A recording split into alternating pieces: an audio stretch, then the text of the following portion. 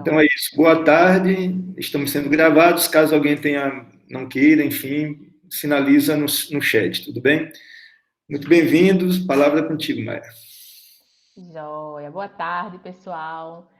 Agradecemos muito, né, a presença de todos e todas que estão aqui hoje conosco para a gente ter essa tarde. Eu, pelo menos, estou bem animada, assim, ansiosa para conhecer um pouco desse mundo aí do grafismo com o Benício. Então, só para a gente se situar, não é? A gente está num evento chamado Motirô, um evento pensado, né, construído pelo Neabi Penedo. Começamos ontem, né? Tivemos o primeiro momento ontem. E hoje a gente está aqui com o professor Benício. O Benício vai falar sobre grafismo indígena, pintura corporal e identidade, tá?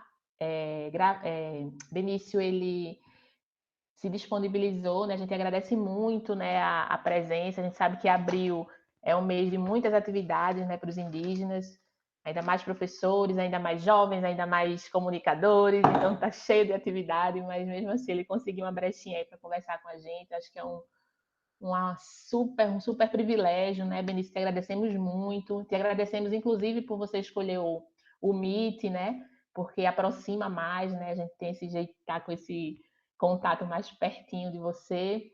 Então, Benício, ele é do povo Pitaguari, tá? Da aldeia Monguba, lá do Ceará, do município de Pacatuba.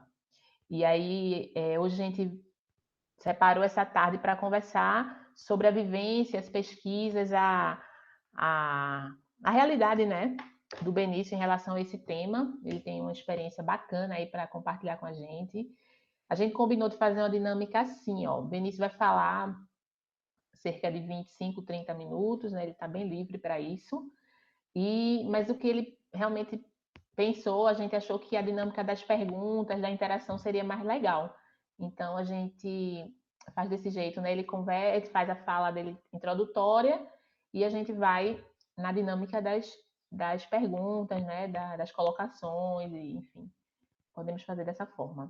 A gente tem até às 6 horas, né? O nosso limite aí de tempo, então a gente tem bastante tempo para ficar aqui batendo papo, conversando e aprendendo com o Benício. Vocês podem abrir o microfone, vocês podem falar no chat, a gente fica usando esses dois meios para conversar. Então, queria passar a palavra para o Benício, te agradecer em nome do IFAL Penedo, Benício, tua disponibilidade. Estamos ansiosas e ansiosos por te ouvir, para aprender contigo, tá? Boa tarde. Queria que você se apresentasse aí, fizesse falar sua bio, que eu acho que você falando é mais interessante do que eu. Então, boa tarde a todo mundo que está participando hoje dessa reunião, né? Eu sou, como já foi apresentado, eu sou o Benício, sou da etnia Pitaguari. Eu sou professor de Geografia pela Universidade Federal do Ceará e também sou mestrando no Programa de Desenvolvimento e Meio Ambiente, aqui também na Universidade Federal do Ceará.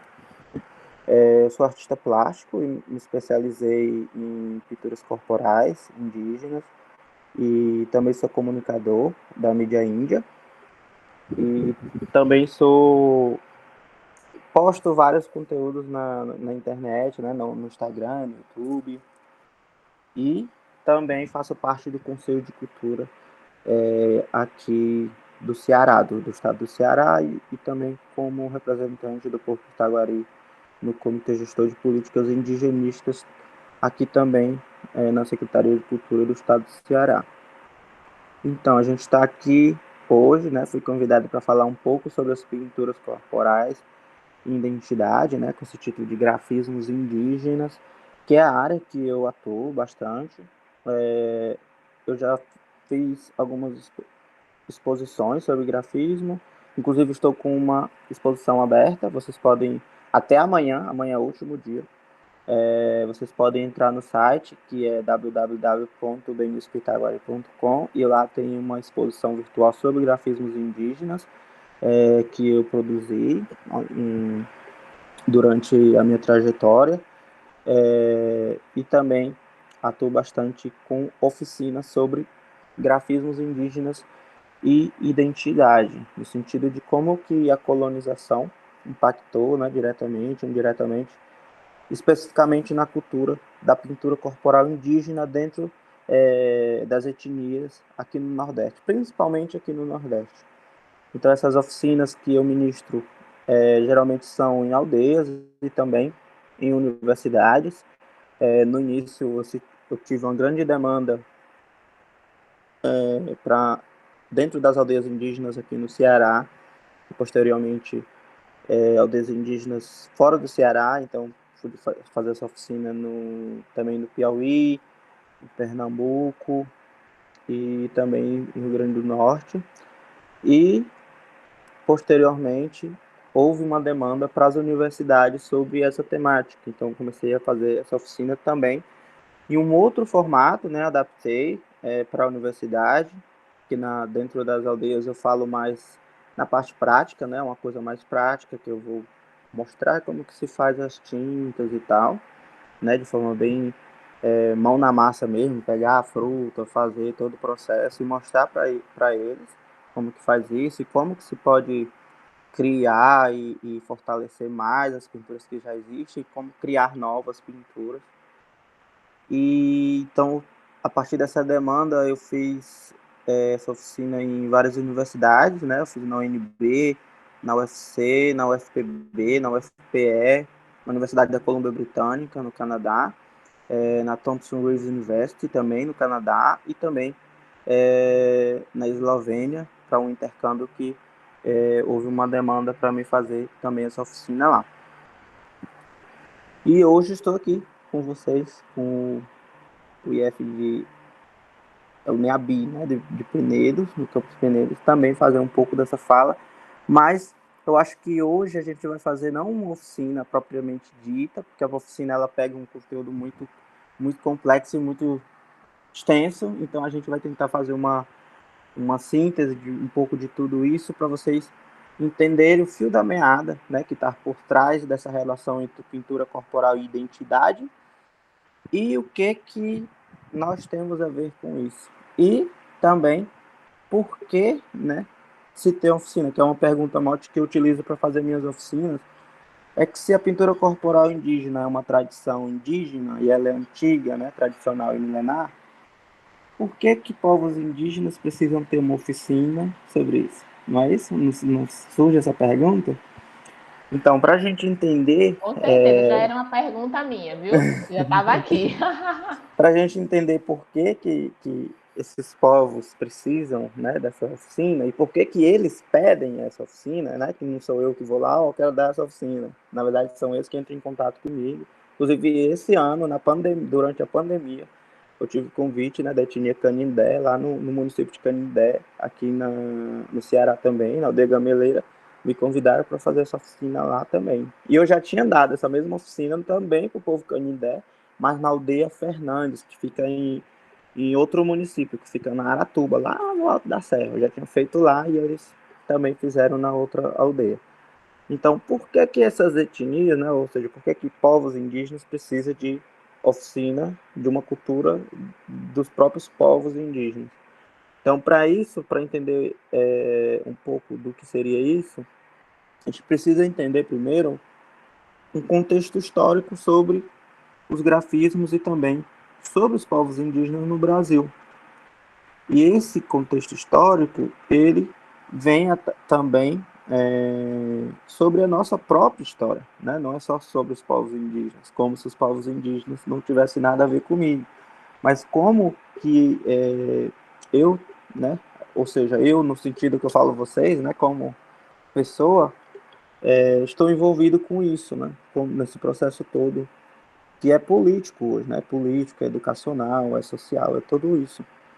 Então, para a gente entender melhor, a gente precisa ver como que o Brasil foi colonizado e como ele foi ocupado, né? Como foi essa proposta de nação.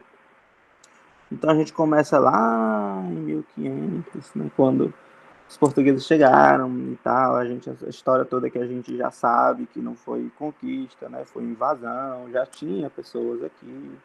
Inclusive, há registros, né, que já se sabia da existência do território, né, que hoje é brasileiro, e já sabia da existência que se tinha, né, indígenas e tudo. Não é por acaso que uma das maiores embarcações que já houve na história, né, que era que Cabral estava, veio para cá, né? Ou seja, como que uma embarcação com tantas caravelas, né, de tão grande porte errar o caminho, não foi por acaso, né? Porque o caminho para a Índia é muito diferente do que vai para o Brasil, né? Um desvio muito grande, né?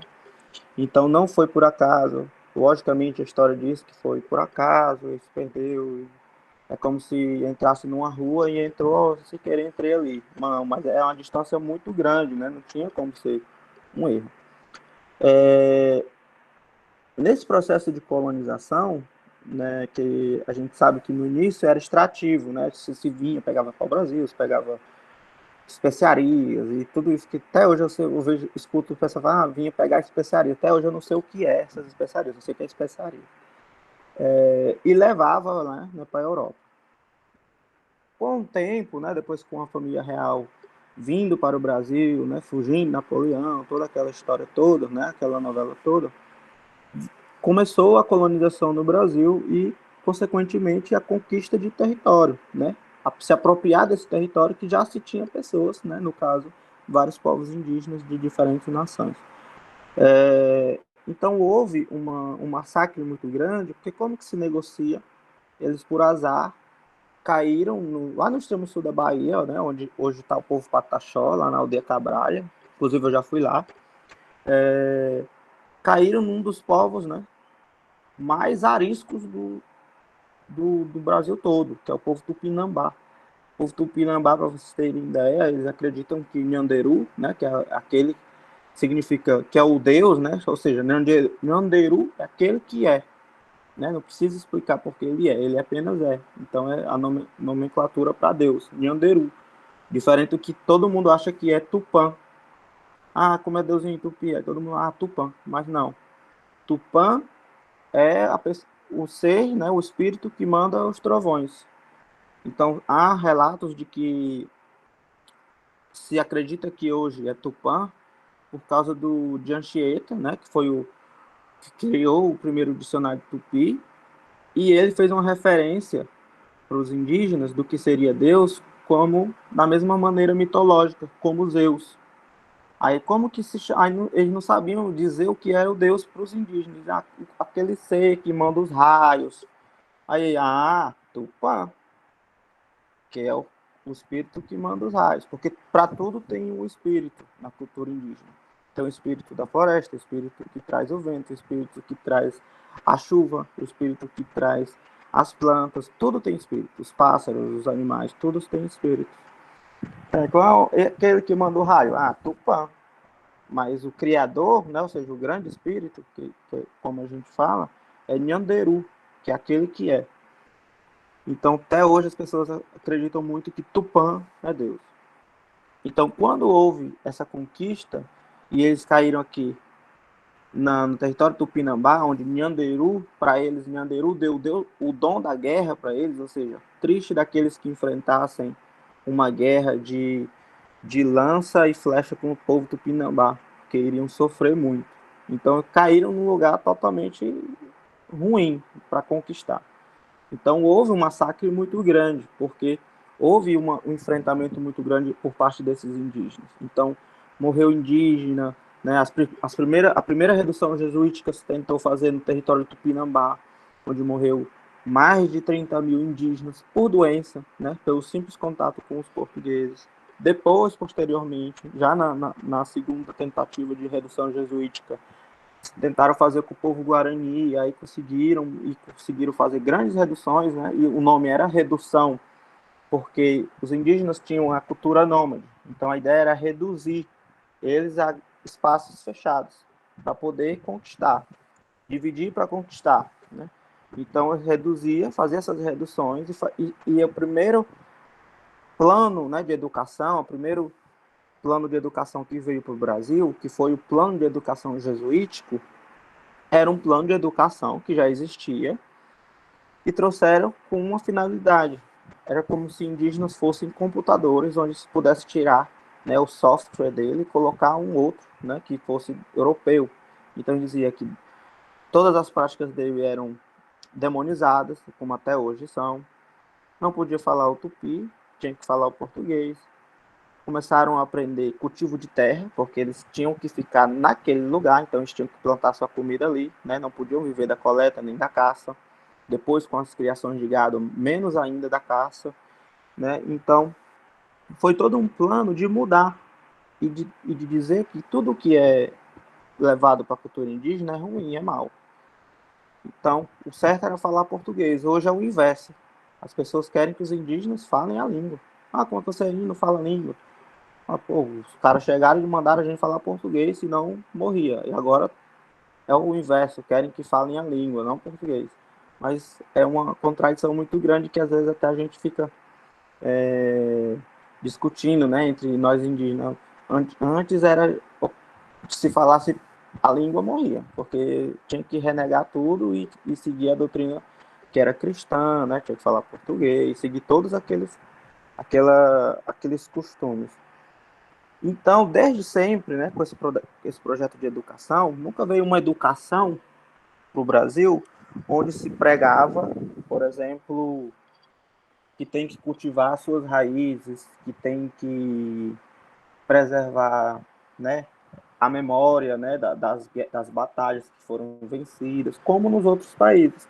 Quando eu tive a oportunidade de ir para a Europa, eu vi que em outros países, né, como na Polônia, que eles têm uma forte relação com a guerra, né, por causa do nazismo, né, inclusive por causa dos os campos de concentração, também na Eslovênia, eles têm uma relação muito forte com a identidade cultural, ou seja, tem coisas que eles fazem há mais de milhares de anos, e aquilo para eles, é muito forte. E se eles não fizerem, né, eles como se estivessem matando a própria cultura, né, ou renegando a sua própria cultura. Agora, aqui no Brasil, se a gente parar para pensar, a gente não tem nenhuma cultura, né, nenhuma prática, né, ou festividade que seja naturalmente brasileira. Ou seja, a gente tem o quê? O São João. São João a gente está festejando em nome de santos que são da Europa, né? São João, Santo Antônio, São Pedro, não são brasileiros, da terra brasileira, nativamente brasileiros. Não existe uma relação identitária cultural com a terra brasileira. Tudo é de fora. A Páscoa, a gente cultiva um coelho, a história mais absurda que já se ouve na história. Um coelho que põe ovo e é de chocolate.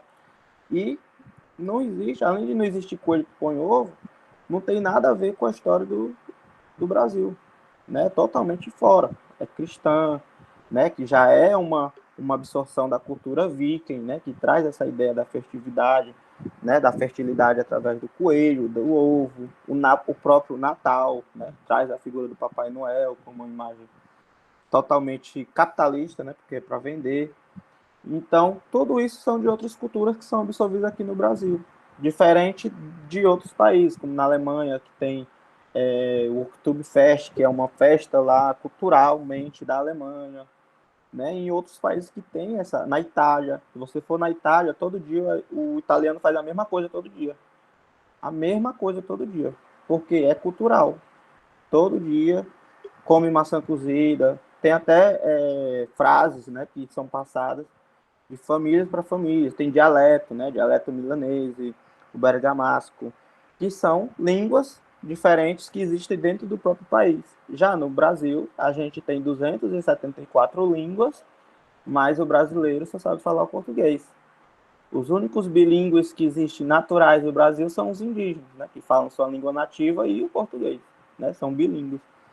Então, desde sempre, a educação foi tratada de uma maneira exclusiva em relação à sua própria identidade, que é indígena, porque a ideia era tirar o território dessas pessoas.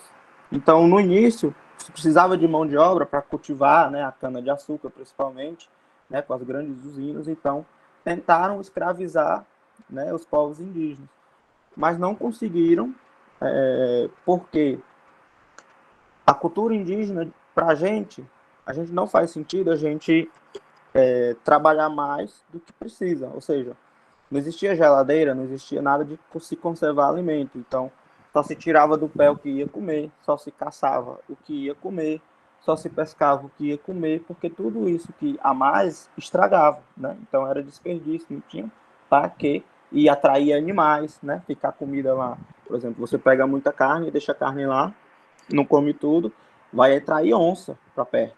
Então não fazia sentido pegar mais do que se pudesse comer. E a vida era nômade, né? Então não se tinha carros, carroças para estar levando tanta coisa. Então era muito minimalista, eram coisas muito simples. Toda essa questão de acumular, veio totalmente da Europa. Então não fazia sentido eles trabalharem o dia inteiro, né, dentro de uma usina, fazendo um trabalho que para eles não fazia sentido, para ganhar uma coisa que eles nem viam que era e não viam sentido nenhum se ter. Então, era quase impossível se escravizar indígenas, porque eles, quando começavam a escravizar e acorrentar, bater, quando podiam, fugiam. E como que eles iam caçar um indígena dentro do seu próprio território, onde ele está ali desde criança? Então, quando o indígena fugia, ninguém conseguia pegar. Agora, se você traz uma pessoa que é de outro lugar, que nunca viu aqui, então, quando eles fugiam, era mais fácil de capturar novamente. Então, esse foi um dos principais motivos de não ter dado certo a escravização indígena. Mas houve escravização indígena. Mas havia uma resistência muito grande dos próprios indígenas no próprio trabalho. E aí veio a história, né? Ah, baiano é preguiçoso. Baiano é lento. Por quê? Os primeiros usinas eram na Bahia. Então pegou essa questão de o índio, até hoje diz, o índio é preguiçoso. Por quê? Porque não queriam ser escravizados. Então até hoje pode me chamar de preguiçoso. Se preguiçoso é não querer ser escravizado, realmente eu sou muito preguiçoso. Então houve toda essa, índio é preguiçoso, vamos trazer os negros. Mas porque não queriam admitir que não conseguiam escravizar os indígenas. Então começaram a trazer, né, o comércio de escravos negros. E, inclusive, na questão da escravização, hoje no povo tupinambá, lá na Serra do Padeiro, eles têm grandes problemas até hoje com o governo, porque eles têm até o cacique Babau, que estava falando. Na época, né, da escravização, toda vez que eles escravizavam indígenas, eles iam lá e soltavam os antepassados deles, né?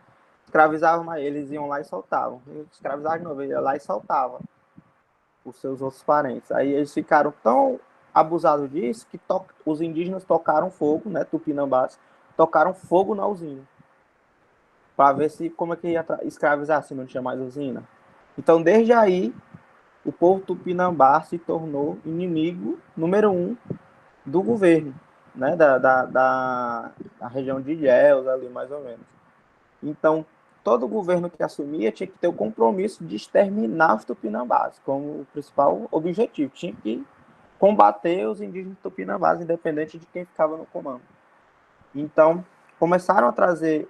e também houve uma bula, né, uma bula papal, que o Papa dizia que os indígenas tinham alma, então eles não poderiam ser escravizados. E diziam que os negros não tinham alma, então eles poderiam ser escravizados porque eles não eram humanos.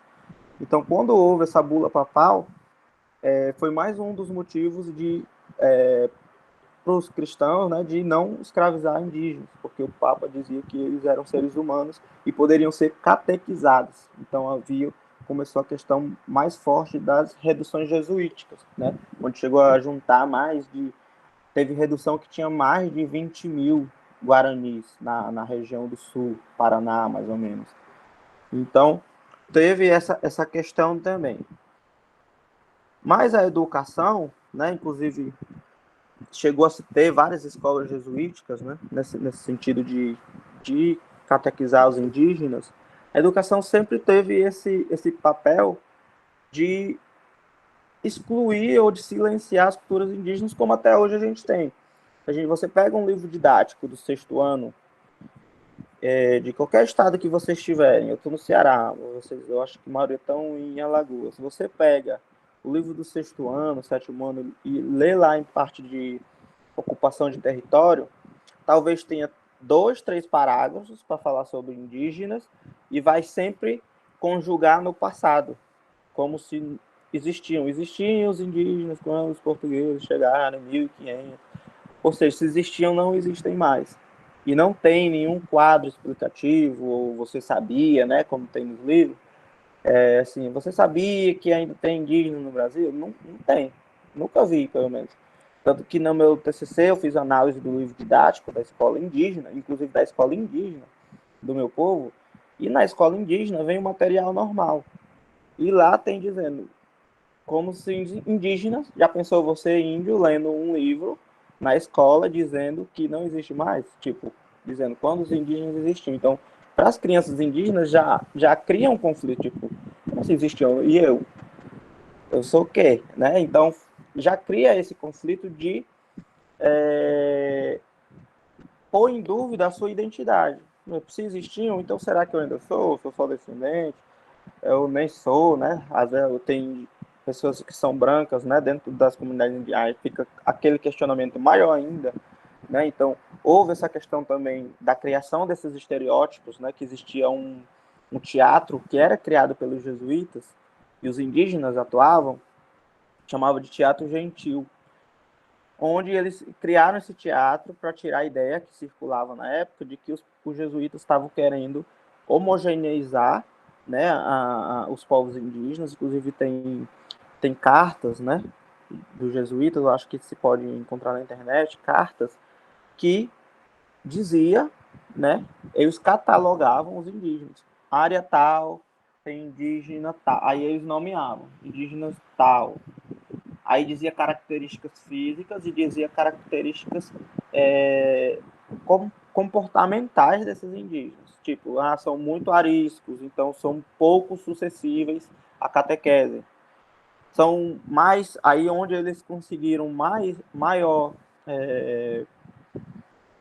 facilidade no ponto de vista deles foi com os Guarani, porque os Guarani eles têm uma cultura, não é uma cultura de briga, é uma cultura de rezo.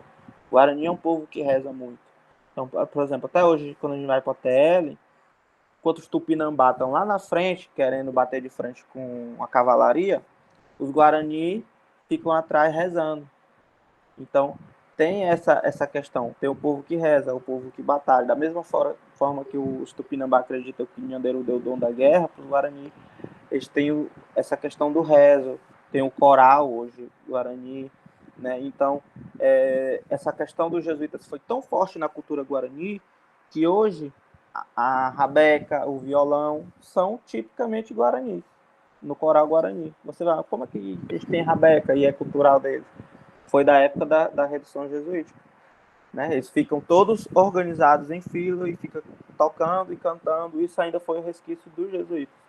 Então, que foi modificado, né? Foi introduzido na cultura guarani e hoje é um papel muito importante da cultura deles, porque a cultura, ela, como o próprio Darcy Ribeiro já falava, ela é plural e ela é dinâmica, ou seja, ela é diversa. Né? Hoje a gente ainda tem 305 povos, culturas diferentes, maneiras de ver o mundo diferentes, né? São universos totalmente diferentes.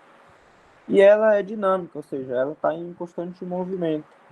Então, imagina só, nessa época onde os indígenas não podiam falar sua própria língua, porque poderiam morrer, imagina usar uma pintura que fica no corpo por 15 dias.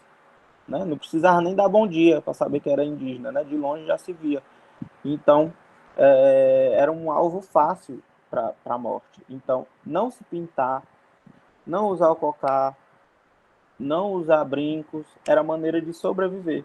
Então, foi uma estratégia coletiva, né, principalmente aqui no Nordeste, onde houve essa maior perseguição por estar na linha de frente, né, tanto que, se não me engano, os colonizadores chegaram no Norte, eu acho que 50, 70 anos depois que chegaram no litoral. E até hoje, se vocês forem no mapa de população, acho que do IBGE, vocês conseguem ver que tem uma maior população no litoral, ou seja, nas margens do Brasil, do que no próprio interior, onde é floresta. Porque sempre houve essa dificuldade de chegar lá, por causa dos rios, né, por causa dos relevos, né, dos planaltos. Então, sempre havia essa dificuldade. E como a ideia para o Brasil, e é uma ideia que é até hoje, Não é coisa de 1500, é até hoje. O Brasil é um país extrativista, ou seja, para mandar coisa para a Europa, para os Estados Unidos, para todo lugar menos para cá. Por que o Brasil não se envolve em guerra? Porque não faz sentido bombardear o Brasil, sendo que a comida do mundo quase todo sai daqui. Vai jogar, é que nem um... Presta atenção num cachorro ou num gato. Ele faz cocô em qualquer lugar da casa, menos no prato dele. Então, como que o mundo, né, ou seja, as grandes potências vão jogar bomba de onde sai a comida? Não existe isso. Então, não faz sentido o Brasil se envolver em guerra no sentido de batalha, né? Tanto que ele nunca teve grandes conflitos mundiais, né, que envolvessem o Brasil em questão de bombardeio, de coisa nesse sentido. Então, até hoje isso acontece, né? Por que a nossa carne fica cara? Por que o nosso arroz fica caro? Porque o dólar aumentou. Então é muito melhor vender, porque o dólar está alto, do que vender aqui para dentro. O real está baixo. Então eles vendem tudo para lá e de boa qualidade, os que ficam de menor qualidade ficam no país e é vendido para o povo num preço super caro. Um produto de qualidade ruim. Em outros países isso não acontece, né? Há um limite. Você pode exportar tanto, não pode exportar mais que isso, e tem que também comercializar produtos de qualidade para dentro do país. Então, na época da geografia, quando eu estava estudando geografia, uma disciplina chamada Geografia da Indústria, a gente visitou uma fábrica que tem aqui no complexo portuário do Pecém, aqui no estado do Ceará. A gente visitou também uma fábrica que era de sandálias. E tem uma sandália que é super famosa aqui, que é Melissa, eu acho, não? Que é da Grandene. E lá, no meio de produção, a moça falou que os produtos que vão para o Japão são revisionados 2 vezes. E só vão os bons, os ruins ficam. E são vendidos aqui dentro do país. Então, por que o que vai para o Japão revisa 2 vezes? Eu perguntei, por que o Japão revisa 2 vezes e por que o Brasil só revisa uma vez? Aí ela falou, porque o Japão ele é muito criterioso e já aconteceu de estar no meio do caminho e eles não passou na análise deles e eles cancelaram o pedido antes de chegar lá. Ou seja, aí toda aquela produção... Aí eu falei, o que foi feito com aquela produção? Voltou todo e vendeu aqui. Então, tipo, se não passou no controle deles, mas podem consumir no Brasil porque estava de qualidade mediana. Então, o Brasil ainda é um país de se mandar o que é bom para fora e fica o médio, ou até mesmo ruim. Então, essa cultura de achar que aqui não se pode ter, né, produtos de qualidade, essa questão que envolve mais o capital não é de hoje. Isso vem, né, desde a colonização. Então, voltando para a questão do grafismo, como que esses povos poderiam manter, né, a sua cultura do grafismo, que não podiam, né, demonstrar essa cultura. Inclusive aqui no Ceará provincial, onde foi mais forte essa questão do Ceará, onde houve até decreto dizendo que aqui não tinha mais indígena, né, com interesse totalmente de território mesmo, porque se era território indígena, automaticamente era território da União, então não poderia explorar, né? Então houve um decreto provincial, na época do Ceará provincial, que dizia que não tinha mais índio no Ceará. Nesse sentido, se podia explorar qualquer território, porque não tinha mais índio. Então, por muito tempo, inclusive no último mandato do nosso governador, ele fez uma contra-lei, né? Fez uma lei dizendo que tem índio no Ceará, sim, retratando essa lei lá do Ceará provincial, reconhecendo essas etnias, né, no Ceará. Então, sempre houve um interesse que é muito capital, né, de explorar e tal. Então, dentro desse período, se instalou vários empreendimentos dentro desses territórios. Então, hoje no Ceará, tem todo o território indígena tem um problema com poceiros ou grandes empreendimentos. No meu povo, a gente tem um problema com a mineradora, né? Dentro do nosso povo, tem uma que está ativa e tem uma que está inativa, eles querem reativar. né? O povo Junipapo Canindé teve um problema com a Ipioca, que estava jogando lixo, né, da fábrica dentro da lagoa, dentro do território deles. O povo Tremembé de Itapipoca tem problema com um grande rede de resort que querem desapropriar do território deles, que fica no litoral. Tremembé também Tarema tem grande problema com estações de eólicas dentro do seu território, né, sem fazer os estudos e invadindo o território deles. E fora os outros povos. O povo Tapeba tem problema também com o próprio complexo portuário do Pecém, o povo Anassé também, que inclusive foi realocado para uma área, né, totalmente que não é deles, né, então é a primeira reserva indígena, mas também a primeira área que eles não têm conexão nenhuma, então morreu várias pessoas mais velhas, como se fossem do nada, começou a morrer, porque eles não tinham uma relação com a terra, para onde eles foram realocados, então começaram a se sentir tristes, ficaram infelizes e tal, e foram definhando, né, e então acabou morrendo várias pessoas, nesse sentido de depressão mesmo. Então, essa relação identitária, ela tem uma ligação totalmente direta com as pinturas corporais, no sentido de se estabelecer sua própria cultura, né? Então, a pintura ela é identidade no sentido, por exemplo, se eu vejo uma pintura que é caiapó, ela tem uma característica caiapó, né? Ela tem pinturas que são muito próximas uma da outra, né? Ela é muito precisa, ela é preta, né? Tem a questão da coloração que utiliza em cada território. Então, eu sei que aquela pintura é caiapó, embora ela não esteja num caiapó. A pintura pataxó é a mesma coisa, pintura muito colorida, que usa elementos muito fortes da questão marítima, né, porque estão muito próximos do mar. Então, mesmo não estando no pataxó, eu sei que aquela pintura é pataxó. Aí, quando eu ia dar oficina nesses lugares, né, aqui no Nordeste, as pessoas ficavam se perguntando, pô, e como que é a nossa pintura? Porque eles não tinham mais esses registros.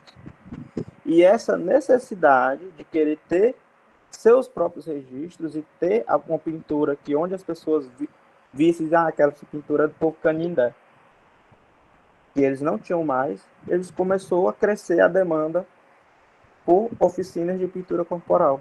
Então, eu comecei a pintar a partir dos meus 18 anos, e eu sempre morei na cidade, porque minha mãe, quando casou, veio morar na cidade, e eu cresci na cidade, na periferia de Fortaleza. A partir dos 18 eu comecei a ir sozinho para a aldeia e comecei a acompanhar mais a questão do movimento dentro da minha aldeia e comecei a me apropriar mais das pinturas corporais. E eu senti essa falta dentro do meu próprio povo. Eu vi, eu já, pô, cadê o resto das pinturas? Só tem essas duas? Eu só via 2 modelos. Aí eu pesquisava, perguntava, procurava e ninguém sabia. Então eu me interessei de pesquisar por que não se sabia mais. Então é porque por causa desse processo de colonização, que forçou, né, como estratégia coletiva, os povos indígenas começaram a não repassar sua cultura. Né? Então, por exemplo, no povo Pataxó, eles têm uma média de 20, 25 anos que eles resgataram o idioma deles, que é o Pachorrã. Porque há 20 anos atrás, os mais velhos que sabiam falar não queriam ensinar.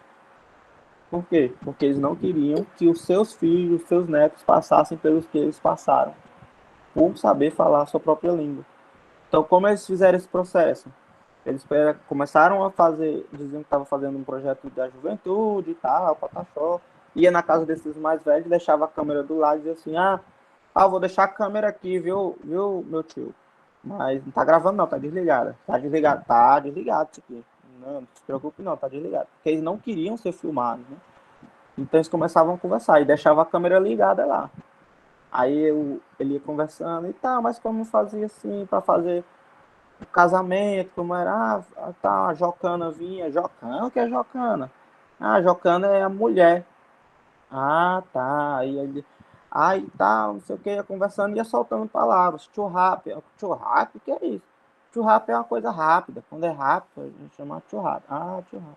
Então, pouco a pouco, né, na casa desses mais velhos, eles foram estruturando essas palavras que eles foram resgatando e criaram uma nova gramática, né? E conseguiram introduzir na escola, e hoje já há falantes, né? Porque começaram a aprender na escola a falar o Pachorrã, então hoje já há falantes do Pachorrã lá do povo Pataxó.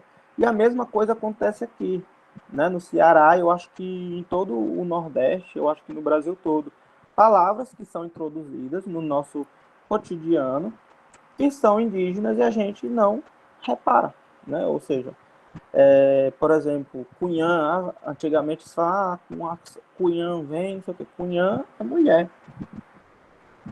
Aqui próximo tem vários municípios que têm nomes indígenas, por exemplo, Itapipoca.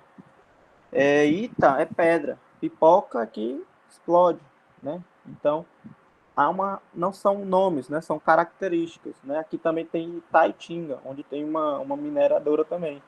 Ita é pedra e Tinga é branco, claro. Então a gente de longe a gente vê a montanha, ela é toda branquinha, né? Que a mineradora cortou as pedras, então a gente vê que a pedra é branca. Ita e Tinga, pedra branca, pedra clara.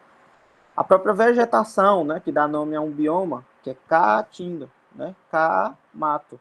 E tinga, branco ou mato claro. Então, mas por que com o mato claro? Todo mato não é verde? Mas é na época da seca, né? Quando dá estiagem, a mata fica clara, ela fica toda seca, né? Então fica mato branco.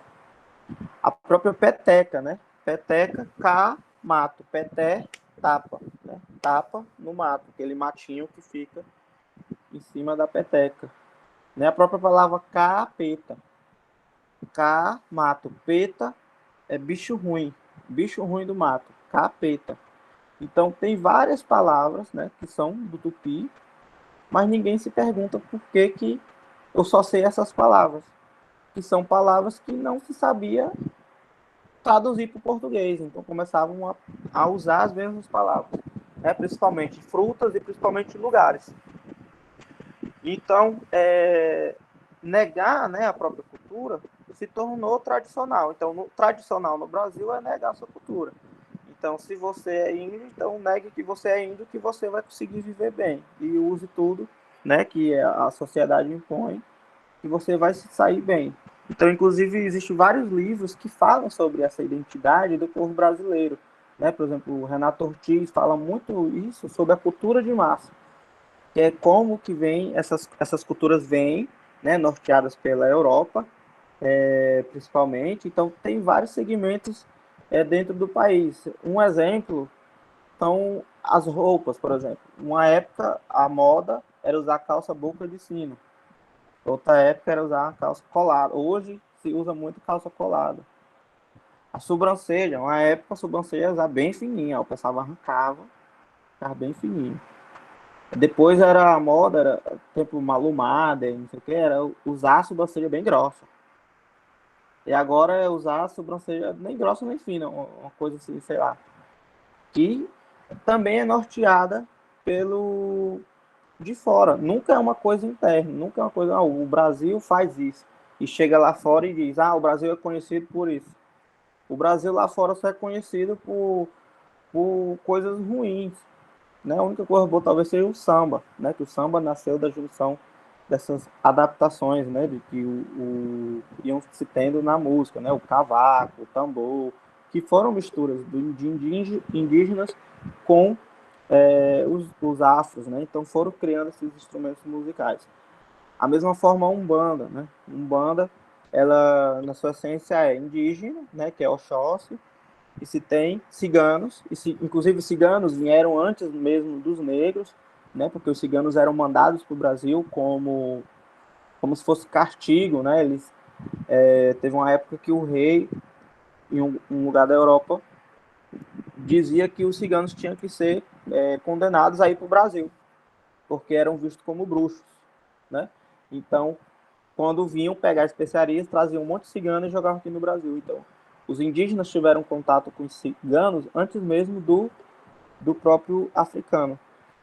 E, então, foi uma coisa que juntou na Umbanda, que é a típica religião brasileira, é a Umbanda, né? Que tem negros, né? Que vem no preto velho, né? Nas imagens, né? Que vem em forma negra.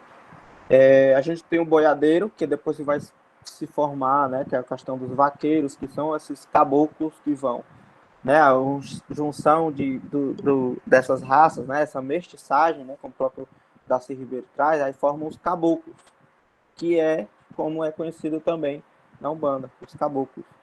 Então, a gente tem essa coisa, né, como eu posso dizer, uma coisa que é propriamente brasileira, que ela, por ser propriamente brasileira, ela tem um alto nível de preconceito e um alto nível de intolerância religiosa, porque é da Umbanda. Então, há essa questão do preconceito, não é só porque é da cultura negra, mas também é porque é uma cultura brasileira. E negar sua própria identidade, negar sua própria cultura é muito mais fácil. Então, muita irmãzinha da igreja, né? Como eu posso falar da evangélica ou até mesmo da igreja católica, quando estão precisando, estão com alguma doença, alguma coisa, sabem chegar no terreiro da macumba, né? Mas não dizem para ninguém, é uma coisa que é como se fosse escondido, né? Uma coisa escondida. Mas por que que se tem essa vergonha? Por que que se precisa esconder? Porque os próprios rituais eram cultivados de maneira secreta, porque não se podia, né? Os próprios negros começaram a fazer o sincretismo religioso e começaram a pôr imagem de santos também com imagens de santos na sua própria religião, né? Então, tem, por exemplo, Jesus, né? A imagem de Jesus, tá lá no todo terreiro de Umbanda, você chega e tem a imagem de Jesus lá, porque Oxalá, né? Tem essa referência religiosa para cada santo, né? Então, essa maquiagem, né, nas culturas, tanto indígenas quanto negras, foi importante para a sobrevivência dessas culturas, como uma estratégia realmente coletiva. E as pinturas corporais não foram diferentes, né? Ela teve essa maquiagem também, né, no sentido de que não se podia se pintar, mas só que diferente da religião, que podia pôr uma outra imagem para associar com outra divindade, na pintura corporal não se podia fazer isso. Então acabou caindo no esquecimento, né? Ou seja, não tinha registros, né? Os povos indígenas são povos ágrafos, não se tinha escrita sobre isso. Então, muita coisa que era passada na oralidade, quando parou de se praticar para defender as próximas gerações, acabaram se perdendo no sentido de não conseguirem mais dar manejo para essa cultura, né? Então, aqui no Ceará, a maioria dos povos não falam mais a língua. A maioria dos povos, né, muitos povos, não tem tanta propriedade sobre a pintura corporal para falar ou para se pintar, né? Se pintam, mas não tem um conhecimento. Ah, essa pintura era feita pelo meu bisavô quando a gente ia caçar nas noites de lua cheia. Tá, tá, tá. Não se tem essa relação histórica e afetiva, né? Se pinta como um ato de manifesto. Eu sou índio e vou me pintar e vou para a luta. Mas não tem uma identidade de dizer, meus ancestrais faziam no ritual do casamento. Existe etnias que se tem. Hoje, meu povo, eu posso dizer que a gente tem uma cultura da pintura corporal, né? Mas graças a muitas pessoas da minha família, né? O pajé, as minhas primas, né, que são filhos do pajé. Eu também tive uma grande importância nesse processo, né? Colocando à frente, né? Nesse sentido. Então, os grafismos têm uma forte relação com a identidade, no sentido de que o negro, para mostrar que é negro, ele não precisa mostrar, ele é negro, você vê, né? Apesar de que tem muitas pessoas que têm, né, o sangue afro no seu DNA, né? Mas só que não tem a melanina suficiente para mostrar isso. Mas outras pessoas, a melanina tá ali, não, eu sou negro. Mas o indígena não tem como mostrar isso. E os estereótipos forçam as pessoas a acreditarem que o indígena é o que tem o olho puxado, é o que tem o cabelo liso, mas não. Tem indígena de olho azul, tem indígena branco, tem indígena louro. Tem indígenas de várias maneiras, né? E essa estratégia de homogeneizar funcionou bem, que até hoje as pessoas não conhecem os próprios indígenas, né? Então, diz, o índio tem que andar nu, não sei o que, não sei o que. Mas sendo que No Rio Grande do Sul, né, os charrua, os carrarijós, tinham a cultura de tirar a pele dos animais e fazer roupa, porque sempre foi frio. Então eles tinham que se aquecer de alguma maneira. Então eles faziam essa, essas roupas, né, para se protegerem do frio.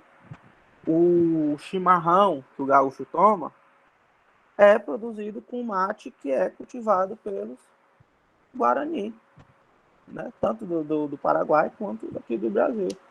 Inclusive, uma das maiores produções de mate foi feita pelos Guarani e houve uma produção que foi perdida por causa dos sertanistas, né, que eram os bandeirantes, que nunca mais conseguiram produzir um mate tão bom quanto era produzido na época das reduções, porque quando houve o ataque dos bandeirantes e prenderam, né, mais de 20 mil indígenas, se perdeu também essa produção. E quem fazia essa produção? E não se teve mais produções iguais. Inclusive o churrasco do povo dos gaúchos, né, era feito pelos charrua, que roubavam. Quando começou a produção de gado no Brasil, quando os indígenas, né, os charrua, que eram excelentes caçadores, e quando começaram a andar de cavalo, se tornaram ali máquinas de caçar. E ninguém conseguia pegar eles. Porque eles conseguiam andar no cavalo, deitar assim, se protegiam atrás dos cavalos, faziam várias manobras nos cavalos. E quando eles viam o gado, para eles era caça, porque não existia essa relação de criar um bicho preso no espaço. Então eles caçavam aquele gado. Então começaram a oferecer dinheiro por cabeça de índio. Então o que aconteceu? O povo charrua foi exterminado, porque as pessoas estavam caçando os indígenas, cortavam a cabeça e levavam, ó, matei um índio, aí ganhava dinheiro para isso. Então várias culturas que a gente tem, a cultura, essa cultura que é brasileira, na verdade não são brasileiras, são tipicamente indígenas, mas não há esse reconhecimento. Então, Infelizmente. então eu quis trazer essa discussão para mostrar que é muito complexo a gente falar sobre a pintura como um fator isolado.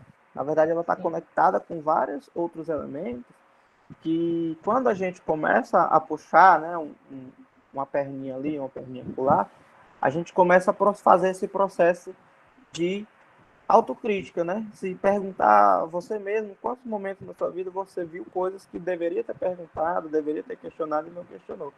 E eu vou abrir também para vocês falarem, né? Também fazerem seus questionamentos, fazer sua pergunta, para a gente poder direcionar mais essa conversa, porque senão eu acho que eu estou falando com um monte de bonecos. De bonecos, de fotos e de letras. Não, tá não. O pessoal tá interagindo aqui, Benício. Ah, que eu não estou Olha, vendo no chat. deixa eu te dizer aqui, no chat tinha uma pessoa que precisou sair, ela colocou. Infelizmente tenho que sair, mas gostei bastante do encontro virtual, me ajudou a esclarecer várias dúvidas e compreender várias questões. Obrigada. E aí tem duas perguntas aqui, depois eu faço as minhas, tá? Professora Tá. Elisa colocou, boa tarde, Benício. Muito obrigada por aceitar nosso convite e pela fala. A professora Elisa também é no MEABI. Estava olhando seus grafismos no Instagram e fiquei curiosa para saber como é o seu processo de trabalho. E aí eu acho que já faz um link, Benício, com a pergunta do Paixão aqui, né? Ele fala assim, gostaria que você pudesse falar mais um pouco sobre alguns significados do grafismo, tá? Tá. Lembrando que a gente tem aquelas imagens, se você quiser que eu coloque, se puder. Tá, Aí, pode. gente, vamos fazer uma dinâmica assim? O que é que vocês acham? E você, Benício, e todo mundo? Tá bom. A gente pode fazer blocos de perguntas. Se alguém tiver mais alguma pergunta relacionada ao processo de trabalho e significado de grafismo, alguma coisa por aí, a gente poderia fechar um bloco nesse sentido. Alguém mais tem alguma pergunta em relação a isso? Vocês podem ficar bem abertas às perguntas, né? Não propriamente só aos grafismos, né? Sim, com Eu certeza. falei sobre várias coisas. Não, assim, para fechar esse bloco, aí você responde, né? Tá. Essas, e aí a gente abre outro bloco. Tá bom. Então, já pode responder? Acho que sim, ninguém falou. Então, o meu processo de trabalho criativo, eu tenho vários processos de trabalho, né? Eu tenho o processo criativo, como eu estava falando para vocês antes, né? Além de com tatuagens, e é uma coisa que eu fazia já antes mas só com a própria pintura.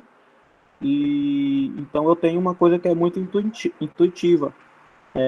A pessoa vem e diz, eu quero fazer uma pintura. Então acontecia muito das pessoas dizerem assim, chegava e dizia, eu quero fazer uma pintura. O que tu quer que eu pinte? Porque quando eu pinto indígena, geralmente ele já traz a sua própria pintura, né? Eu pintei já várias pessoas e, por exemplo, uma amiga caingangue, ela sempre traz essa pintura, aí ela traz a pintura do povo dela, eu faço a pintura do povo dela. A pintura caiapó, ela traz uma pintura caiapó, eu faço a pintura caiapó, né? Eu só repasso a própria pintura que ela tem, né? Eu só faço o trabalho. Mas muitos não indígenas, né? Inclusive indígenas também chegaram e diziam assim, faz uma pintura em mim. Aí dizia assim, pode fazer o que você quiser, fica livre. Então eu comecei um processo criativo de que era muito intuitivo.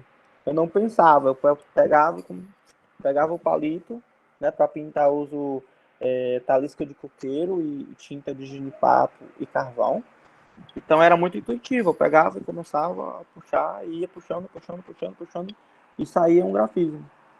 Então eu comecei nesse sentido, e depois eu comecei a fazer na arte digital, que as pessoas começavam a pintar.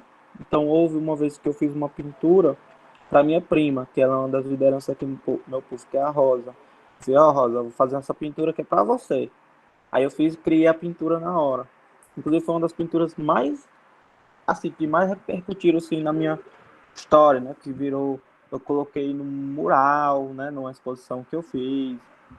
Ela virou blues, ela virou... o secretário de Cultura foi ver minha exposição e achou lindo e quis que colocasse aquele mural no panfleto, né, da programação da cultura do mês, né? E foi divulgado por todo o Ceará aquela pintura, eu fiz um texto Ela sobre tá o mural. naquela coleção de fotos que tu me mandou? Eu nem sei, Quer mas que eu eu, acho quer que que sim. eu compartilhe aquele slide para mostrar? Compartilhe aqui. Pronto, vou compartilhar. Você vai? Tá. Eu vou. Tá? Tá aqui. Então, Tá. depois tinha um parente, né, que até Tapuio Cariri, ele chegou e o oitavo slide.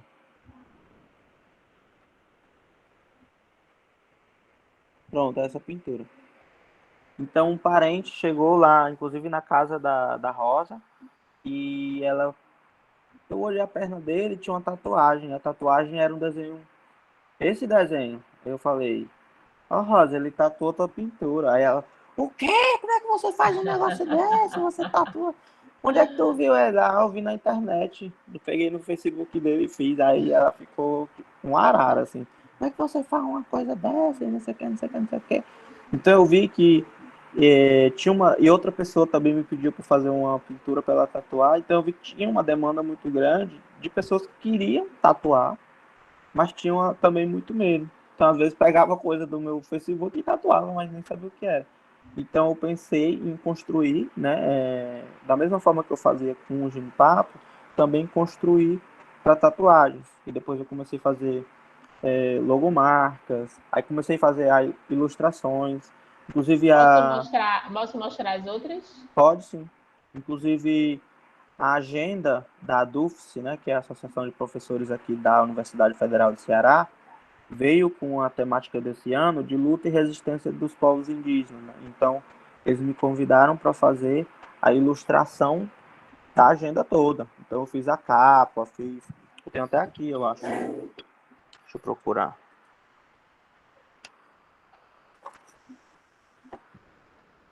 Aqui. Não sei se dá para ver aí.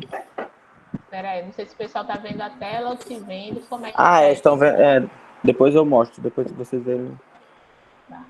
Então, Eu tô passando aqui, se quiser sim, comentar essa. sim. Então, todas essas pinturas são coisas que são criadas no momento da pintura, né? Não é uma coisa que eu desenho num papel e depois eu passo pro corpo.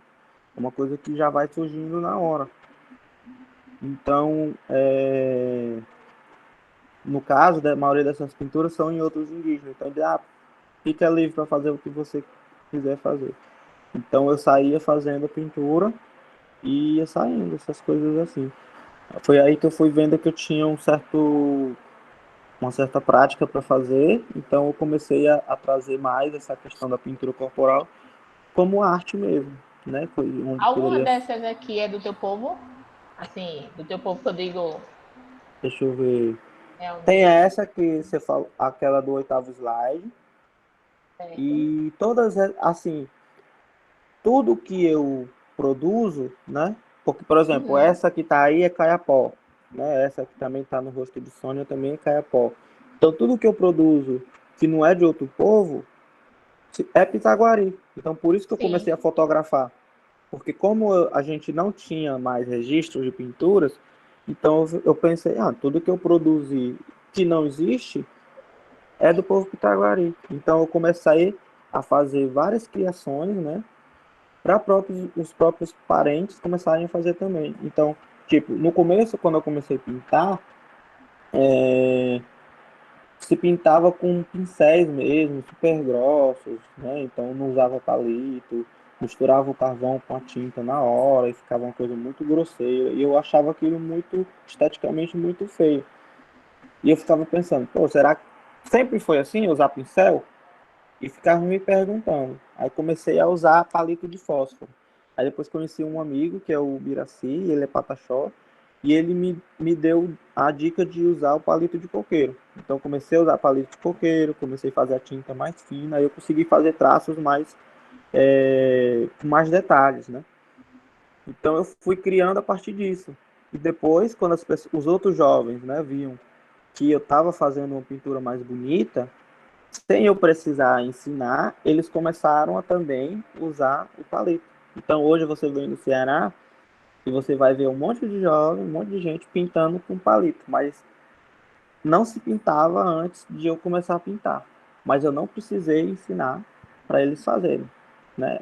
Quando eles viram, né, o processo de observação, quando eles começaram a ver e viam o processo como ficava, eles começaram a fazer. Depois eu deixei um álbum disponível no meu Facebook, de propósito eu deixei aberto para todo mundo que pudesse acessar, né, e principalmente os jovens, eles iam lá, pegavam as pinturas e tentavam reproduzir. Então eles começaram a praticar a pintura e hoje se tem jovens que pintam muito bem aqui dentro do estado do Ceará. Então eu comecei a parar de pintar mais e eu faço mais oficinas, né, do que pintura hoje. Antes eu ia para evento e ficava 2 dias inteiros pintando. Hoje se tem várias pessoas para pintar, que isso é muito bom, né? Que é de fato o objetivo que eu queria fazer, né? Que tivesse mais pessoas pintando, não só eu. Então hoje a gente tem várias, em cada etnia se tem várias pessoas que pintam, né? Então quando eu vou para um evento, agora eu acho fantástico porque eu posso assistir as palestras, porque antes eu não fazia nada, só pintava. E eu queria, né, assistir as palestras, não podia. Agora eu posso, porque tem um monte de gente pintando lá e como eles estão novinhos, né, aprendendo ainda, eles ficam super no gás lá de estar pintando. Então, eu acho isso muito bom e uma coisa positiva de que eu consegui fazer, né, cumprir o objetivo que eu estava querendo cumprir. deixa eu te perguntar uma coisa. Como é que os mais velhos enxergam essa coisa, né, de pinturas novas, dos jovens nesse movimento? Como é que os mais velhos enxergam isso? Aqui dentro do Ceará, eu tenho assim um aceite muito grande, né? Não sempre foi assim, né? Inclusive dentro do meu povo já tive muito problema no começo, porque se tinha uma resistência de mudar, né? Mas era mudar no sentido de que se achava que estava se trazendo coisas de outros povos. Então, quando eu comecei a mostrar que não, era coisa nova, né? Eu estava criando, né? Estava reinventando.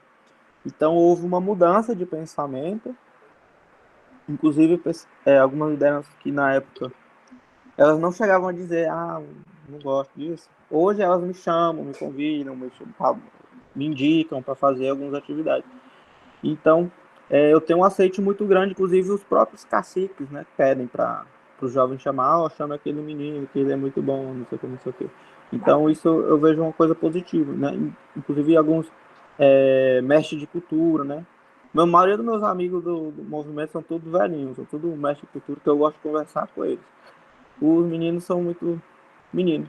Aí eu gosto mais de conversar com Muito os bom. caciques. Muito Então, bom. a agenda que eu estava falando Sim. ó. Então, eu criei a arte toda digital e mandei para a design da universidade, né, que foi contratada pela universidade. Aí fiz alguns textos também, e eles conseguiram fotografias. Então, tipo, essas pinturas de rodapé, assim. As fotografias foram de um fotógrafo que é indigenista aqui do Ceará, que ele tinha muitas fotos. Então, eles convidaram ele também. Então, fiz várias ilustrações que eles foram juntando e foram compondo a agenda. Muito lindo. E eu fiz esse grafismo, foi que eu criei, né? E eu apresentei numa reunião assim também, que foi no período de pandemia já. Eu apresentei para todo mundo, da representante dos 14 povos, e disse, ó, eu tentei trazer a representação de todos os povos, não dava para trazer num grafismo, mas eu tentei trazer nas cores e nas formas, né? Então eu trouxe a questão do povo, a cor, né, da cor amarela no povo do sertão, a cor vermelha e preta, né, que é as cores dos nossos encantados, né, que tem a questão da coral, a cobra coral. E as bolinhas, não sei se vocês conseguem ver, né, as bolinhas no meio, que são como se fossem os encantados, né, ou seja, não tem nada que os encantados não vejam, né, então é como se eles tivessem olhos em todos os lugares. Então, foi uma coisa que todo mundo gostou, nossa, achei lindo, inclusive indígenas e não indígenas. Então, foi aprovado e foi para a agenda da UFC. E hoje todas as lideranças têm uma agenda dessa, porque a associação mandou, né, um número de edições para os indígenas. Aí eu ganhei uma e todas as lideranças ganharam. Muito bom, cara. Olha, a Gilca está com uma pergunta, mas eu queria saber se ela quer fazer no microfone, Gilca, quer que eu leia? Boa tarde. Boa tarde. Gente, primeiro agradecer que eu só pude chegar agora, porque eu estava numa reunião de departamento, eu sou professora numa universidade, estava querendo acabar rápido para poder entrar aqui. Desculpa entrar atrasada. Tudo bem. E desculpe se eu fizer uma pergunta que você já disse, Benício, mas eu sigo você no Instagram, sou super admiradora do teu trabalho, né, das indicações que você faz, acho que super importante e positivo, né, a posição que você tem, sempre tentando desconstruir um pouco as referências também, né? Sim. Então a gente tem tentado trazer isso também para a universidade, né? E eu sou da Universidade da UFES, que é a Universidade Federal do Espírito Santo, né? E ali eu dou aula no Centro de Artes, e ali a gente tem uma disciplina só de fabricação de tintas artesanais. A gente fabrica desde pastel seco, aquarela, nanquim, cepa de café, de tudo. E faz investigação com materiais orgânicos, né? Legal. E um pouco para desconstruir a questão das referências muito colonialistas, né? A gente tem levado sempre conversas com pessoas, né, de outras áreas, né, ou de outros centros que não o europeu, né? Então a gente tem trazido algumas coisas. E uma das coisas que eu tenho levado também é introduzido nas aulas também a questão da cultura indígena, né, e a pintura corporal e todas essas tradições, né? E aí eu cheguei a fazer uns ensaios com genipapo, né? Porque eu, antes de ensinar, eu gosto de primeiro ter experiência, né? Para saber Sim. como é e tal. Custei a conseguir um genipapo, porque todo mundo que eu pergunto, a árvore é muito alta, não vai dar para pegar. Eu falei, arranja um bambu, pelo amor de Deus, me pega um genipapo, né? E aí eu fiz umas experiências, assim, muito simples, claro, né? Diante do teu trabalho, assim, muito simplórias, né? Mas a minha pergunta era uma coisa muito técnica, na verdade, né? Que era como é que você faz a manutenção desse genipapo. Se vocês conseguem o genipapo o ano inteiro, se o genipapo não dá o ano inteiro, você não consegue o ano inteiro, se essas pinturas são sazonais, elas acompanham a colheita do genipapo, ou se é um método de manutenção desse genipapo. Porque eu cheguei a congelar. Sim, é uma ótima opção.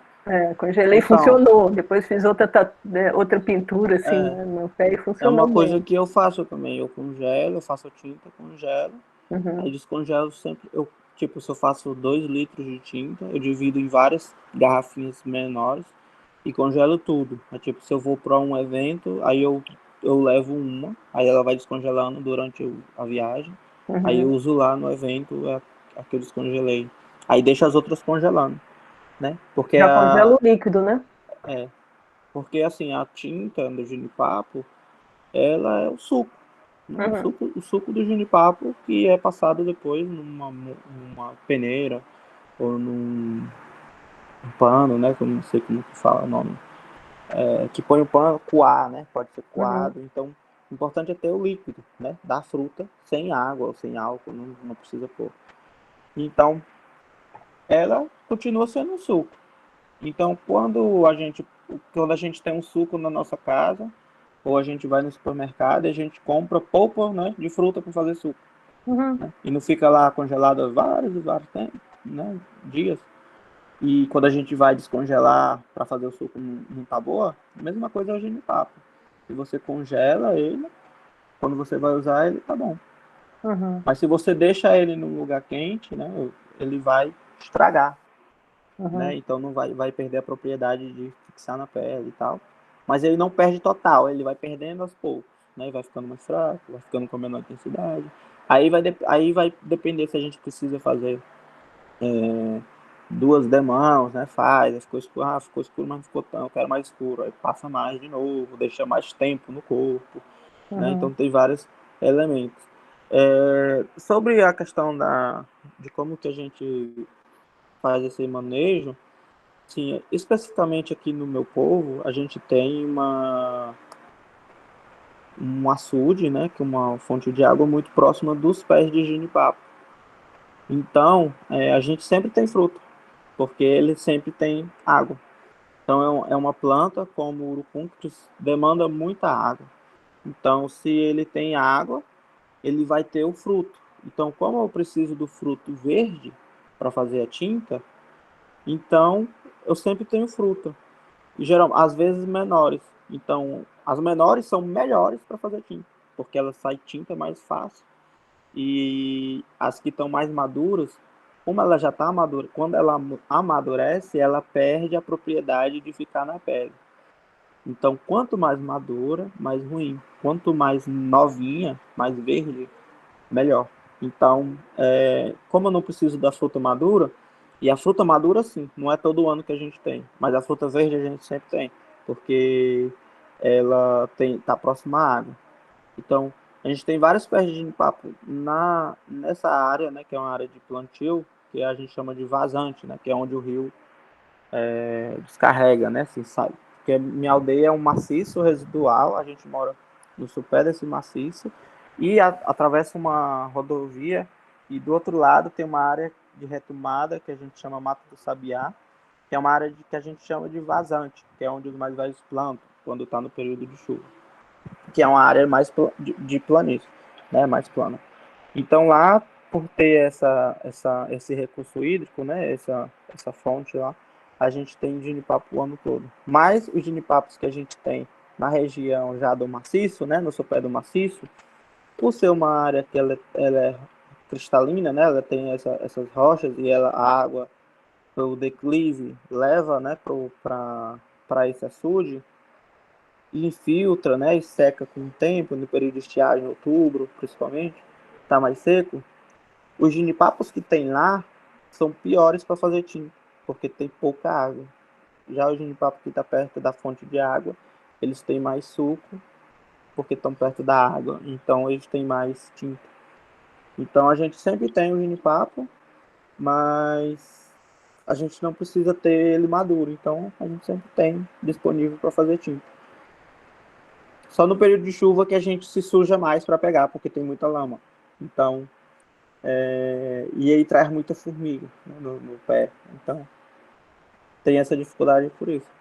Mas se não tem dificuldade, não tem graça. Muito bom. Obrigada, viu, Gilca? Que bacana. Agradeço, Você obrigado por conseguiu entrar, né? Bater um papo aí com ele. E essa temática da natureza relacionada com o grafismo, com a pintura é muito importante, né? Sim, Porque aí vai, é muito interessante, porque vai para além da questão do desenho, né? O desenho, como você mesmo falou, né? Ele retrata tanta coisa e o fazer o desenho também, né? sim. Desde da produção da tinta, da escolha do material e muito interessante o seu trabalho. Mais alguém tem deseja falar, comentar, perguntar? A gente está aberto para esse momento aí. Uma pergunta. Pode perguntar, pessoal. Posso? Pode. Na verdade, eu não sei se é pergunta. Boa tarde, em primeiro Boa lugar. tarde. Eu sou Elisa, professora de História do Campus Penedo, faço parte do NEABI também. Aí eu acho que eu já gastei, né, a minha pergunta oficial ali antes, mas eu queria saber desse processo que você falou, que o desenho que viralizou, né, da sua prima, que ele acabou sendo tatuado, mas você ainda não tatua, você só faz os desenhos mesmo temporários. Você pensa em tatuar também? Não, Ou em vender os desenhos para tatuar? isso eu já faço.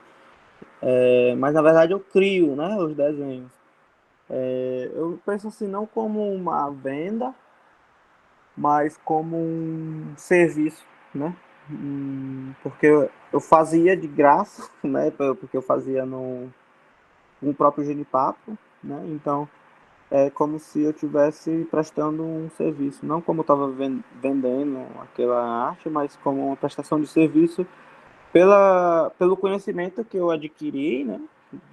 Tanto de pintura, né? Como de padrões gráficos, como de geográfico, né? Porque as pessoas dizem, meus avós eram da região tal do Brasil, e eu já sei, lá é povo Chocó, né? Por exemplo, lá é povo Inhô. Então eu tenho essa imagem geográfica das etnias, né? Das que eu conheço, pelo menos. Então, quando a pessoa, meus pais, como o cara que falou mais cedo comigo é de Minas Gerais, então lá tem muitas etnias lá, então eu vou dar uma olhada naquela região, quais as etnias mais próximas, e que tipo de padrão gráfico tem ali. Então eu cobro mais pelo trabalho de identificar, de pesquisar aqueles elementos que eu vou usar, do que pelo desenho, propriamente. Às vezes pelo desenho, tem muita gente que pelo desenho, às vezes, quando é bem simples, né, eu nem cobro. Benício, eu tenho uma pergunta também. Na rotina, né, da pessoal da aldeia, Sim. quais são os momentos que a galera costuma se pintar? Assim?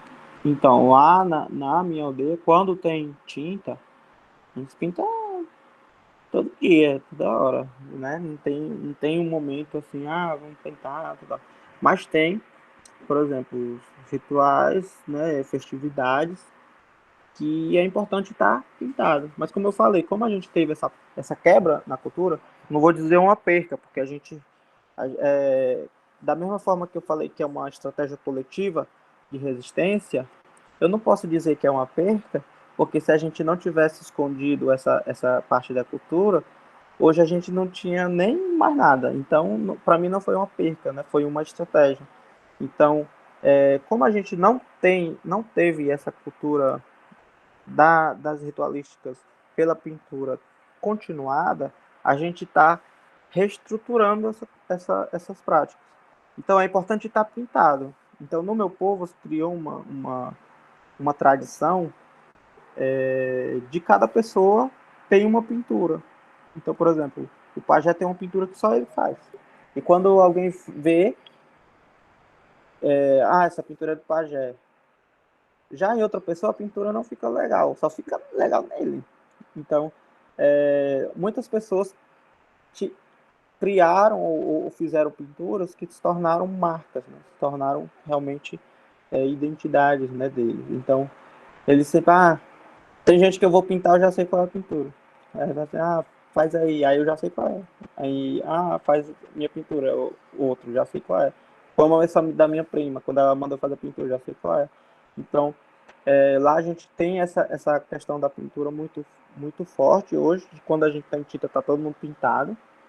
E por eu ter bastantes amigos, né, de outras etnias, eu trouxe, né, eu quis trazer, porque eu viajava bastante, mas já os outros jovens não viajavam tanto, né, porque não tinham essa questão de ir falar e tal, ainda são muito retraídos, né? Então eu ia, falava, acabava sendo convidado para dar palestras, né, em outras universidades, outros eventos, consequentemente conheci várias pessoas. Então, quando surgiu a oportunidade de projetos, por exemplo, a gente está com um projeto de pesquisa que é com a Colômbia Britânica, que é a Universidade da Colômbia Britânica, né, a UBC, e o nome do projeto é Rede das Cinco Curas. Né? Então é com uma professora que é amiga nossa, que é a Vanessa Andreotti, e ela é brasileira, né, mas trabalha com vários outros povos indígenas. A gente juntou 10 etnias, né, diferentes para fazer um projeto de descolonização, né, onde ela fala da questão da logística, né, do capital, como que está caindo, né, daqui 10 anos, agora menos, né, que na época era 10 anos quando a gente começou, que eram 2, 3 anos atrás, o mundo vai entrar em colapso, como já está entrando, né, por causa da pandemia, e não vai se sustentar. A única maneira da gente salvar, né, tentar salvar, e como o Ailton Krenak fala, de adiar, né, o fim do mundo, é a gente retomar as tradições que são milenares, ou seja, as tradições que perduraram por milênios e não devastaram o planeta na mesma velocidade do que da primeira revolução industrial para cá foi feito, né? Então, se o método que a gente está fosse tão bom, ele não teria tido degradado tanto quanto ele degradou.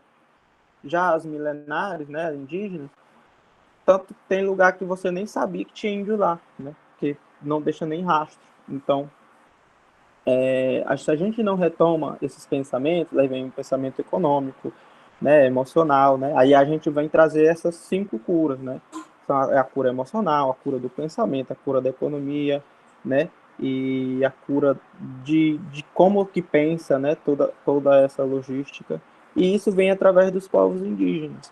Então, a gente conseguiu juntar, né, essas etnias, né? Chacriabá, Runicuim, Funiô, Gavião, Guarani, Taguari, Tremembé e um bocado que eu não lembro mais o nome todo das 10, mas a gente consegue, né, através desse financiamento do Canadá, a gente consegue juntar esses povos lá às vezes. E eu acho importante de trazer para o meu povo, porque os outros jovens veem, né, esses outros indígenas que se pintam, né, vêm pintados com suas pinturas e tal, e tomam aquilo para si. Tipo, por isso achavam que era só eles que tinham que estar pintados.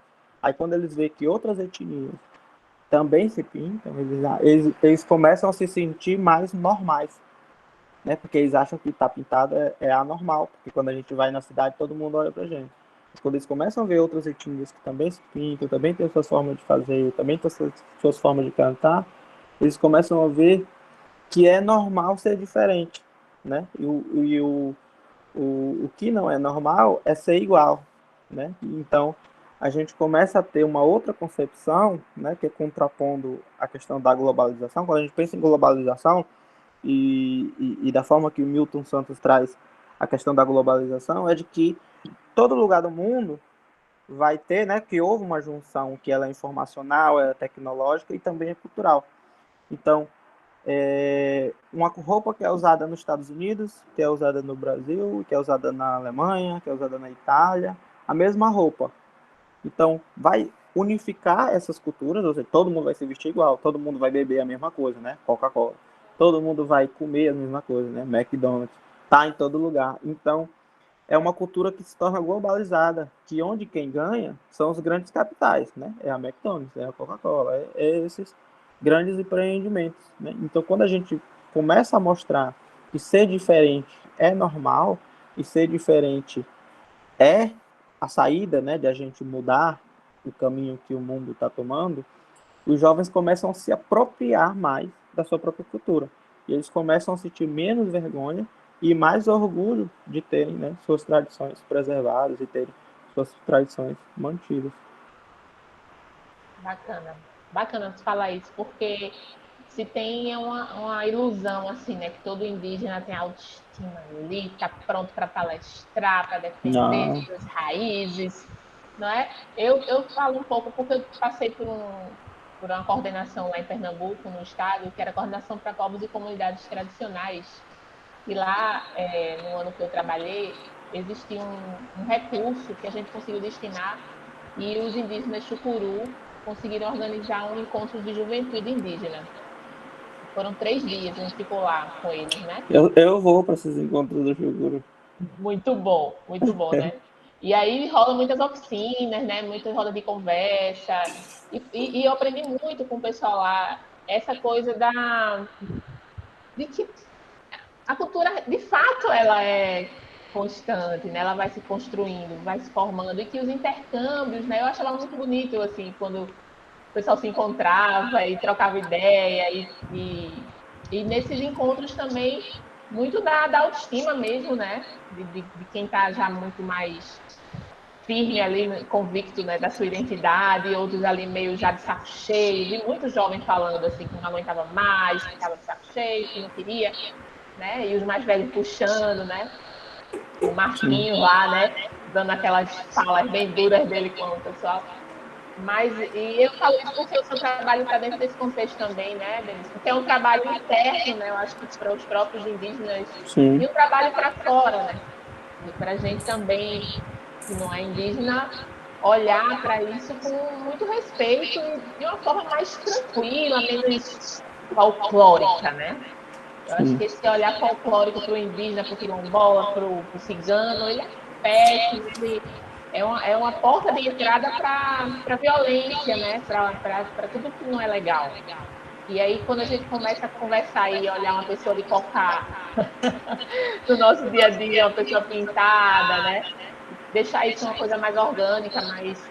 Porque isso, uma pessoa de cocá traz tantos assusta e uma pessoa com um estrangeiro quando chega, né, um gringo com suas indumentárias, a gente olha.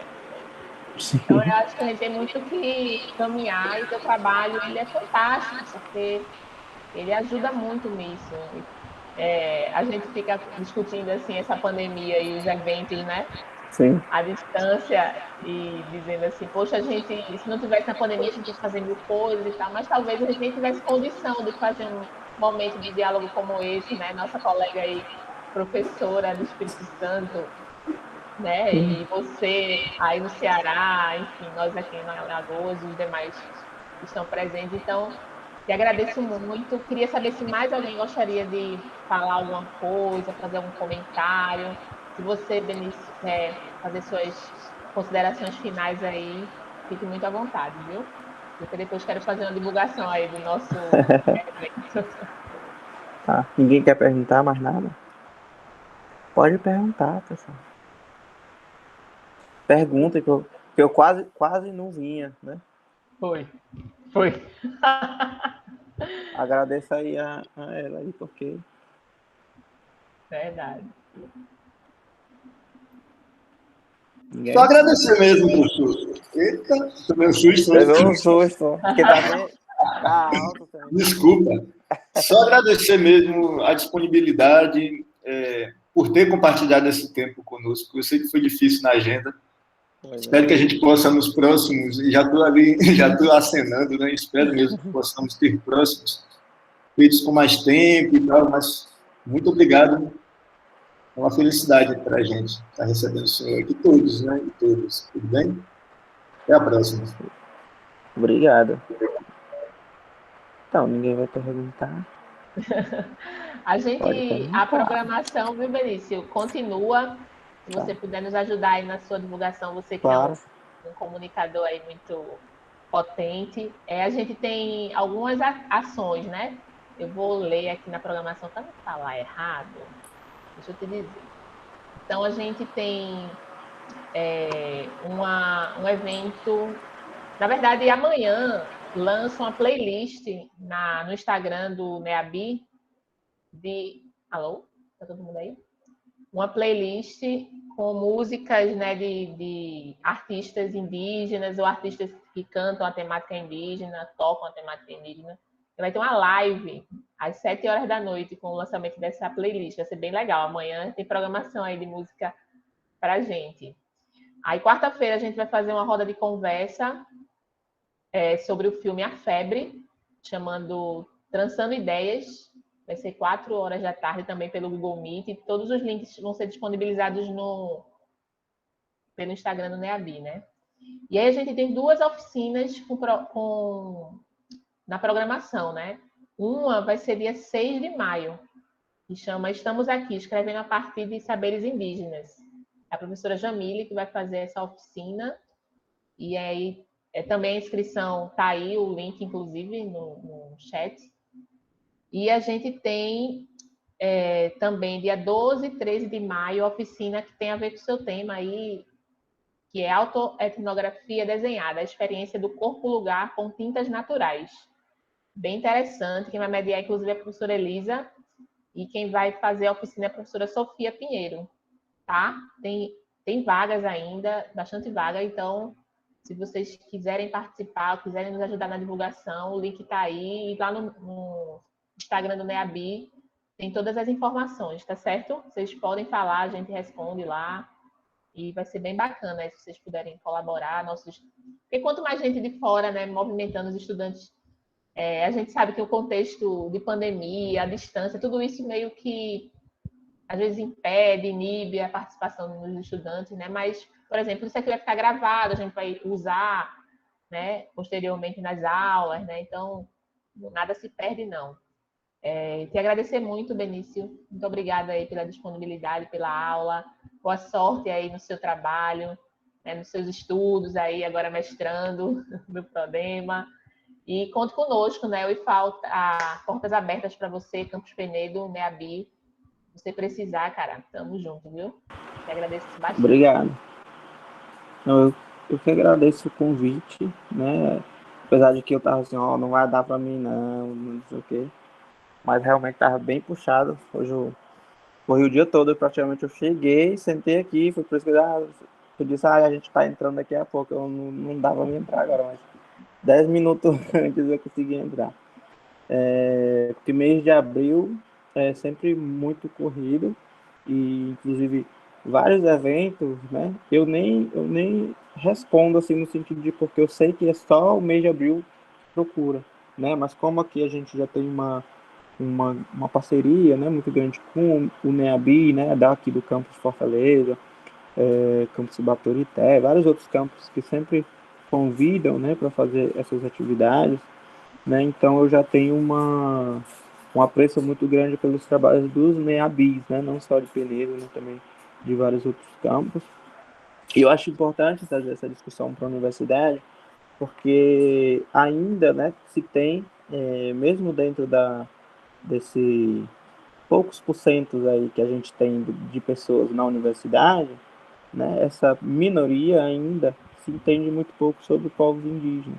E o que se entende ainda de forma errônea, né, de forma muito atrasada, né, às vezes até anacrônica, né, de pensar de um índio num tempo em que ele não está, né, pensa de um índio de 1500 em 2021, né, coisa que não existe, né, onde a gente tem indígenas que são médicos, indígenas que são cirurgiões, indígenas jornalistas, advogados, né? A gente tem o Eloy Terena, que é uma grande referência, né, na advocacia indígena, né? O cara pós-doutor em Direito e é advogado da PIB e traz, né, também essa representação. E vários outros indígenas, né, no campo político, agora com o próprio Martins Puru, né? Tem o Veio Capeba e vários outros indígenas, né? O Giovanni Krenak, que também está se incluindo nesses meios políticos, né? A Joênia Wapichana, lá no Congresso Federal.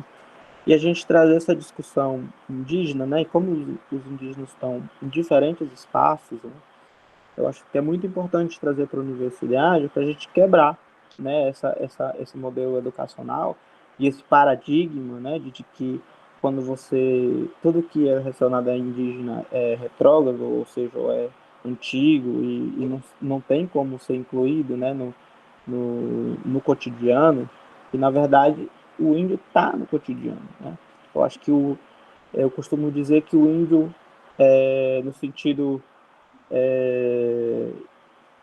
de como pessoa, né? Que vai falar, índio ou indígena, né? Mas a gente eu costumo falar que o índio, ele é uma da figura mais política do Brasil, né? Em questão de reivindicação de direitos, né? Então, quando a gente pensa numa ATL que a gente já tem há mais de 15 anos presenciais, eu acho que a gente está no segundo online. Para ter ideia, é um acampamento online por povos indígenas, né? Então, e é o segundo, né? Ou seja, a gente já teve mais de 1,5 milhão de visualizações, né? Quando a gente pensa nessa logística que os povos indígenas têm para reivindicar os seus direitos, e o povo brasileiro, o máximo que consegue fazer é ficar dentro da sua casa batendo numa panela. Então a gente começa a pensar que quem é retrógrado não são os indígenas, né? São os magistrados, né? São quem acha que a elite intelectual do país, na verdade, não é tão elite assim. E talvez não seja tão intelectual assim. Então, quando a gente pensa que a política quem faz somos nós, e os representantes que estão lá, se não nos representam, a gente tira, né? Então, eu acho que os indígenas são, né, desde 1500, as pessoas que mais resistem, as pessoas que mais reivindicam seus direitos dentro do país, né? E enquanto movimento político, eu acho que os povos indígenas têm muito a ensinar, né, para o povo brasileiro. Né? Quando a gente pensa no próprio povo Chucuru, que denunciou o Brasil, né, na corte ibero-americana e ganhou, né? O Brasil foi condenado a pagar um milhão de, acho que é dólares ou reais, para o povo Chucuru, né? Porque perdeu o processo de reivindicação de terra do povo Chucuru na corte, né? Então, o povo Chucuru foi de novo cobrar que o Brasil pague o que ele está devendo, porque ele perdeu na justiça e ainda está devendo e não quer pagar. Então, ele foi reivindicar novamente. Então, quando a gente pensa que os povos indígenas podem mudar essa história e mostrar que a gente, em vez de atrasado, a gente, na verdade, a gente está muito mais avançado, né? Não só em questão política, em questão de movimento, mas também em questão de sustentabilidade e de desenvolvimento, né? Quando a gente pensa que esses indígenas estão começando a ocupar cadeiras, né, de representações, né? Como o próprio Marquinhos está na prefeitura, né? Ganhou como prefeito, tem Joênia dentro do Congresso. A gente teve Sônia, né, como uma primeira chapa presidencial, né? Então, a gente pensar que esses indígenas, né, do cotidiano, que a gente pensa, como é o índio no 2021? É o índio que é o mesmo índio que está correndo atrás de seus direitos, mas só que agora a internet ela está dando um boom nessa visibilidade indígena e a gente está sabendo se apropriar bem dessa ferramenta. Então, agradecer, né, pelo convite, agradecer também pela oportunidade de estar aqui contribuindo um pouco com vocês e também se deixar também para próximas atividades, né? Com antecedência, são um mês de antecedência.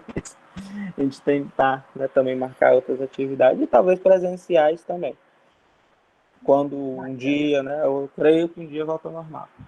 Um dia voltará, se Deus quiser. Muito obrigada, Benício. Obrigada a todo mundo que participou, atendeu nosso convite. E vamos participar, né? Não acabou ainda. O Mutirão ainda tem muita atividade pela frente, tá? Acompanha aí pelo Instagram do NEAB Penedo, viu? Boa noite a todos e a todas.